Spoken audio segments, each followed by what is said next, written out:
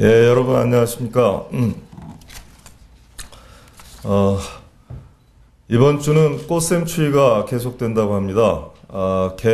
개학이자 입학식을 따뜻한 날씨 속에서 시작하면 좋겠는데 또 이번에도 어김없이 꽃샘추위가 찾아왔습니다. 하지만 누가 봄이 오는 걸 막을 수 있겠습니까? 우리 서울시 교육청도 이제 새로운 봄을 열기 위한 준비를 마쳤습니다. 지난 1월 1일자 일반직 인사에 이어서 3월 1일자 전문직 인사를 마무리했습니다. 이제야 비로소 조직 개편과 진용 짜기가 끝났다는 생각이 듭니다. 사람을 적재적소에 배치하는 것이 얼마나 힘든 일인지 늘 어렵고 조심스러운 것이 인사입니다. 제한된 시간과 정보 속에서 직접 인터뷰하고 평판을 확인하고 이리저리 고민하면서 균형을 고민하면서 최선을 다하고자 했습니다.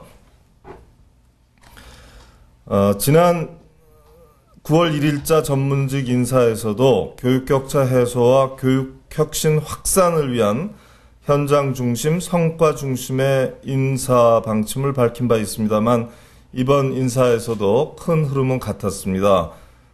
오히려 그 현장 중심, 성과 중심의 인사가 보다 전면화된 것이 이번 인사의 특징이다 이렇게 말씀드릴 수 있겠습니다.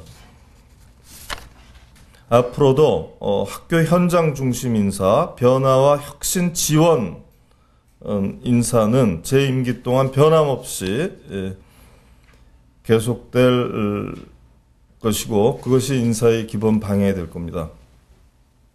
좀 더 구체적으로 지난 3월 1일자 인사에 대해서 말씀드리겠습니다. 첫 번째로 그동안 학교 현장에서 뚜렷한 성과를 낸 교장 선생님 또 교감 선생님들을 장학관으로 직접 발탁해서 현장에서 묵묵히 노력하시는 분들의 사기와 교육청 업무의 현장 감각을 높이고자 했습니다. 위로는 교육장 한 분을 위시해서 본청의 과장님들 또 장학관님들 또 지역청의 교육지원국장과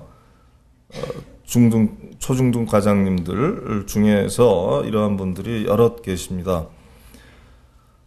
두 번째로는 공평 인사의 차원에서 인사 형평성을 고려해서 지역별로 교차 배치했습니다. 그동안 이른바 힘있고 빽있고 끈 있어야 갈 수 있는 요지들이 많이 있었다고 들었습니다.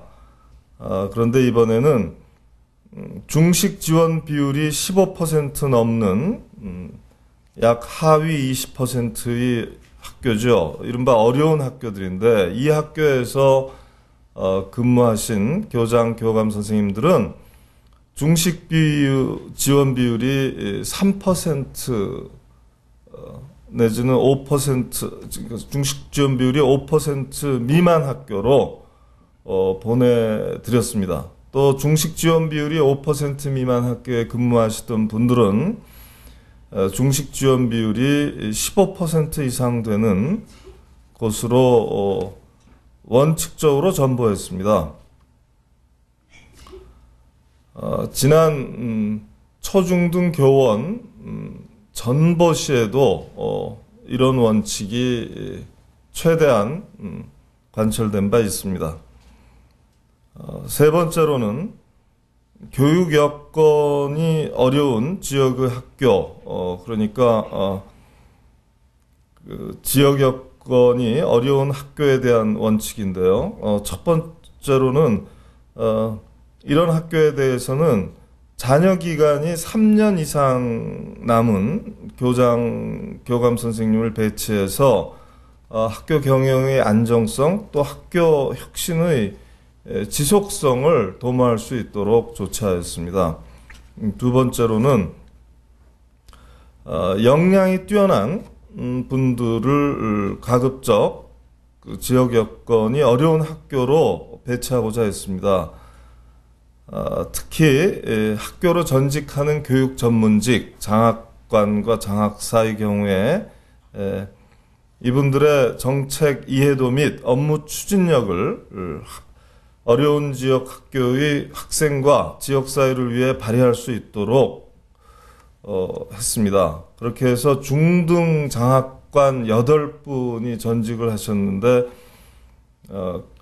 이 8분들의 임지 학교 평균 중식 지원율이 무려 16.5%에 달합니다.